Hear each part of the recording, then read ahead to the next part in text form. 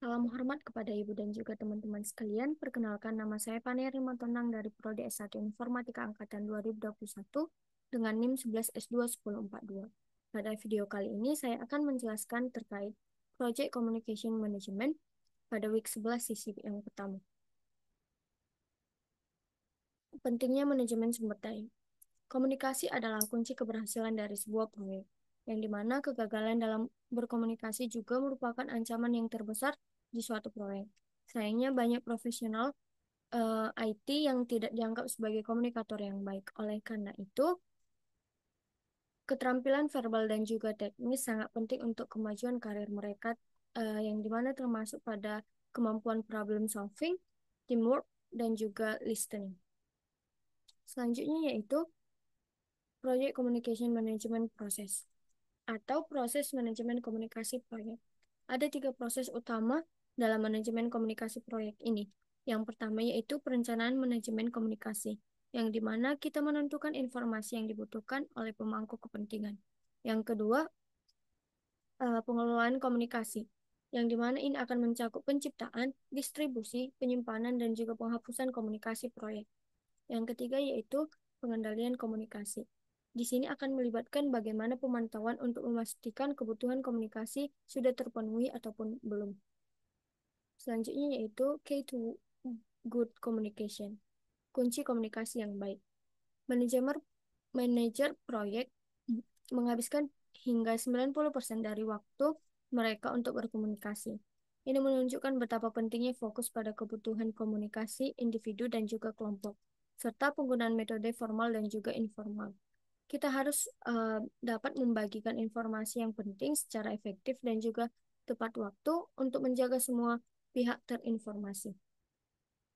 Selanjutnya yaitu pahami kebutuhan komunikasi grup dan juga individu.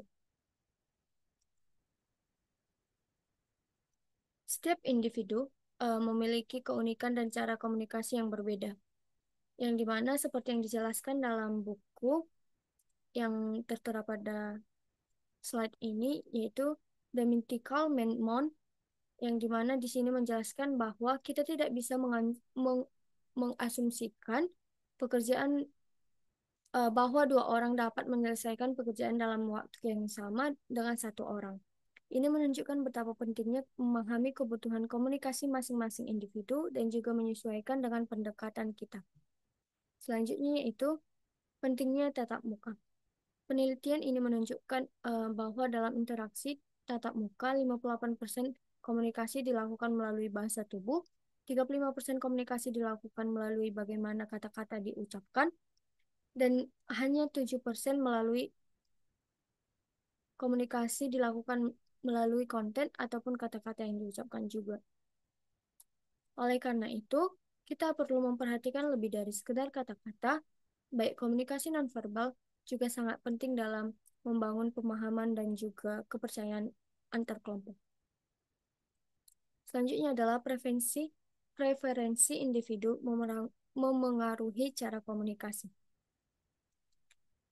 Di sini beberapa orang mungkin lebih suka berkomunikasi ataupun komunikasi pribadi seperti yang introvert, sedangkan ekstrovert itu lebih mungkin untuk berpartisipasi dalam diskusi yang terbuka atau dapat mendiskusikan berbagai hal di depan umum.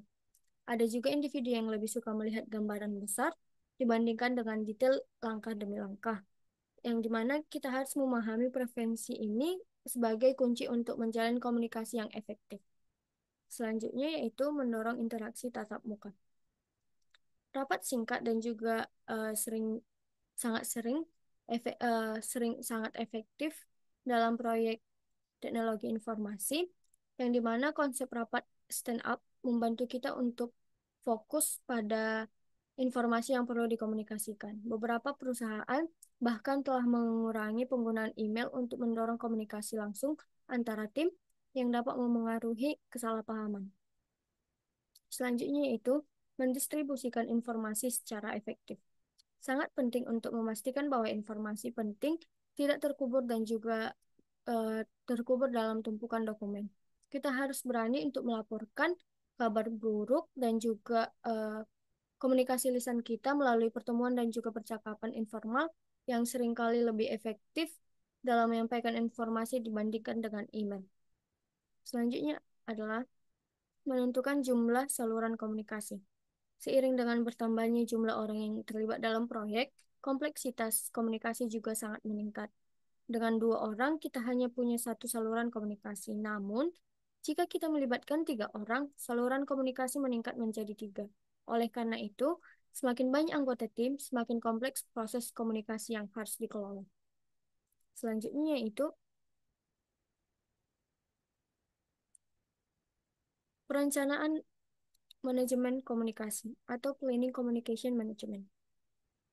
Setiap proyek harus memiliki rencana manajemen komunikasi yang jelas. Rencana ini harus disesuaikan dengan kebutuhan proyek, tetapi harus selalu ada dokumen tertulis yang memberikan panduan dan juga kerangka kerja untuk komunikasi sepanjang proyek. Selanjutnya adalah isi communication management plan atau isi rencana dari manajemen komunikasi. Rencana manajemen komunikasi ini harus mencakup beberapa aspek penting, yaitu yang pertama persyaratan komunikasi pemangku kepentingan, yang kedua informasi yang akan dikomunikasikan termasuk format, isi, dan juga tingkat detail. Yang ketiga, siapa yang akan menerima informasi dan siapa yang akan memproduksinya. Yang keempat, metode atau teknologi yang disarankan untuk menyampaikan informasi.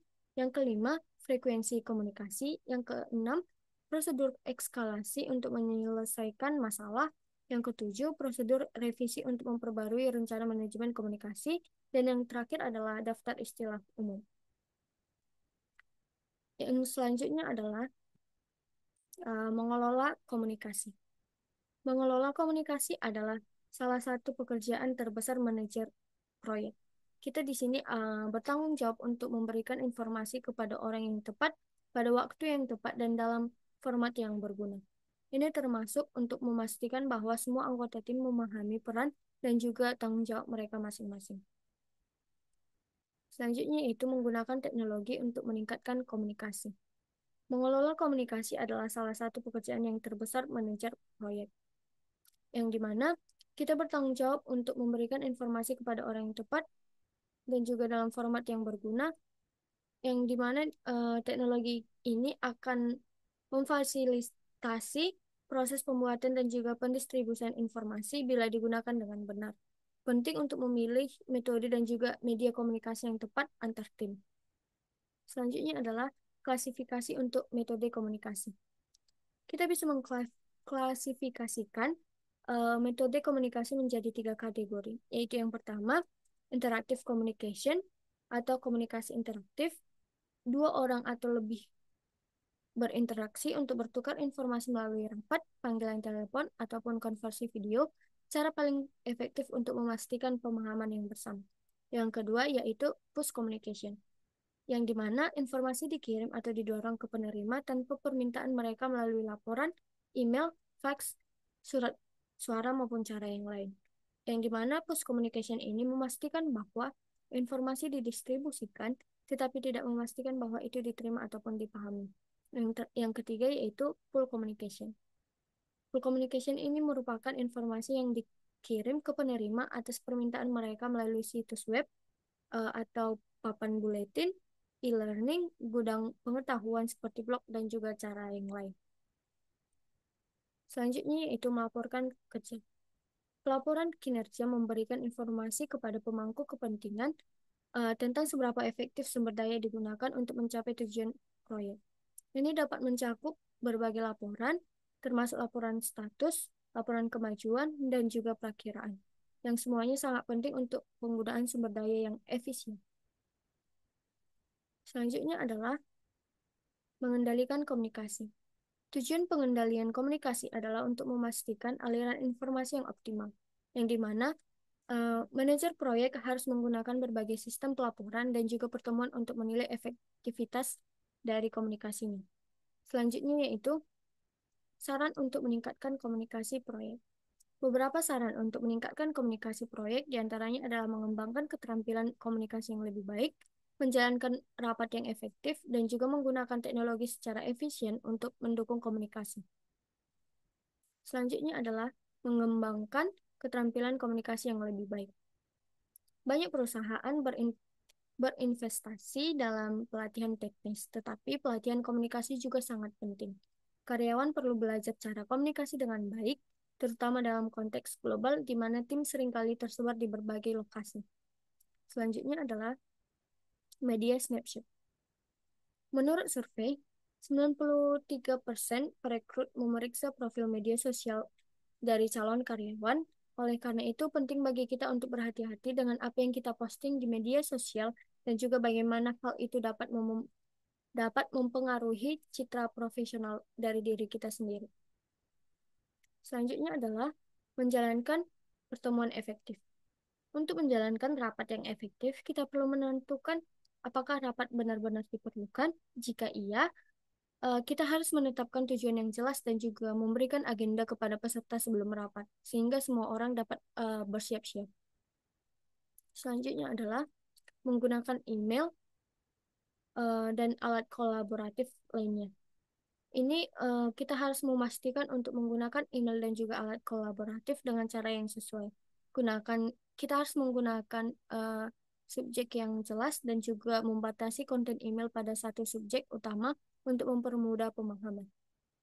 Sebagai contohnya yaitu Google Docs, SharePoint, Wiki, dan juga Kanban. Selanjutnya adalah laporan pembelajaran. Setiap anggota tim harus menyiapkan laporan pembelajaran setelah proyek yang mendokumentasikan hal-hal penting yang dipelajari dari proyek ini. Yang dimana ini sangat penting untuk pengembangan di masa depan dan juga meningkatkan kinerja dari tim. Selanjutnya adalah arsip proyek. Arsip proyek yang terorganisir sangat penting untuk menyimpan catatan yang akurat dan juga memberikan sejarah proyek yang dapat digunakan di masa mendatang. Ini juga dapat menjadi sumber informasi berharga untuk proyek-proyek yang akan datang. Selanjutnya adalah situs web proyek.